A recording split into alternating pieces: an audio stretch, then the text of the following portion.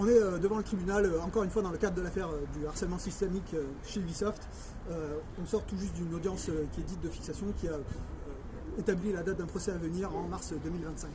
Sont poursuivis par le parquet 3 personnes, Serge Asquette et Tommy François, pour des faits de harcèlement sexuel dont une bonne partie a déjà été diffusée dans la presse, et un troisième personnage, Guillaume Patrux, lead game designer ou game director, pour des faits qui sont plus du harcèlement moral ou de l'agression physique. Qu'est-ce que nous on retient de cette audience? C'est que après un rapport d'enquête de police qui a auditionné plus de 50 témoins, qui a établi un rapport d'enquête qui est assez massif, on parle de plus de 1500 pages, le parquet a choisi finalement de ne poursuivre que 3 personnes.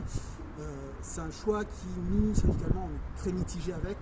Alors certes, on peut se réjouir d'un côté que des harceleurs, et notamment des harceleurs sexuels, passent devant la justice, répondent de leurs actes. C'est un fait qui est suffisamment rare pour être noté. Cependant, il nous a semblé, avant l'audience, qu'en se limitant à ces seules 3 personnes, en fait, le parquet délaisse le caractère systémique de l'affaire, il délaisse l'organisation du travail, il délaisse les mécaniques de management qui ont couvert des faits de harcèlement sexuel pendant des années, il délaisse la responsabilité du haut management, il délaisse la responsabilité des services de ressources humaines. Ce choix du parquet de se concentrer sur ces 3 seules personnes, il semble indiquer que finalement, s'il y a du harcèlement sexuel chez Ubisoft, c'est l'action combinée de messieurs Serge Asquette, Tommy François et Guillaume Patrux.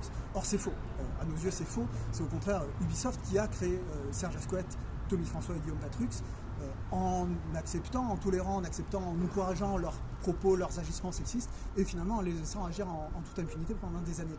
Alors, syndicalement, on n'en est évidemment pas resté là. Ce matin, durant l'audience, on a annoncé notre volonté de se porter partie civile, parce que Ubisoft, en tant qu'entreprise, en tant que personne morale, doit rendre des comptes sur ce qu'elle a fait, sur le trouble à l'ordre public qu'elle a causé, sur le fait d'avoir mis en danger ses salariés, et en premier lieu, ses salariés femmes.